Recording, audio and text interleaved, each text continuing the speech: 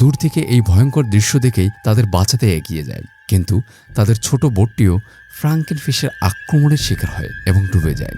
Sam, Mary এবং আক্রমণের পর বেঁচে যাওয়া কয়েকজন, রিকার্ডো, তার মেয়ে রোজি এবং তার মা গ্লোরিয়া সাঁতরে এলমারের ভাসমান বাড়িতে আশ্রয় নেয়। আর এখন আমাদের হিরোরা একটি ভাসমান কাঠের বাড়িতে আটকা পড়েছে, আর বাইরে পানির নিচে ওত পেতে আছে দুটি ক্ষুধার্ত ফ্রাঙ্কেনফিশ। তারা বুঝতে পারে যে এই দানবগুলো শুধু একটি নয়, দুটি।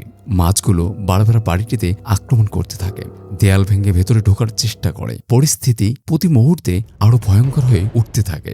এই সময় এলমার, যিনি এই জলাভূমির সবকিছু চেনেন, একটি সাহসী সিদ্ধান্ত নেন।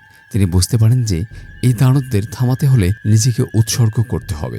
এলমা তার শরীরে কাঁচা মাংস লাগিয়ে নিজেকে টোপ হিসেবে ব্যবহার করার পরিকল্পনা করে। তার উদ্দেশ্য ছিল মাছ দুটোকে কাছে এনে একটি শক্তিশালী বোমা দিয়ে উড়িয়ে দেওয়া। এলমার পানিতে ঝাঁপ দেয় এবং পরিকল্পনা মতোই একটি ফ্রাঙ্কেনফিশ তাকে তাড়া করে।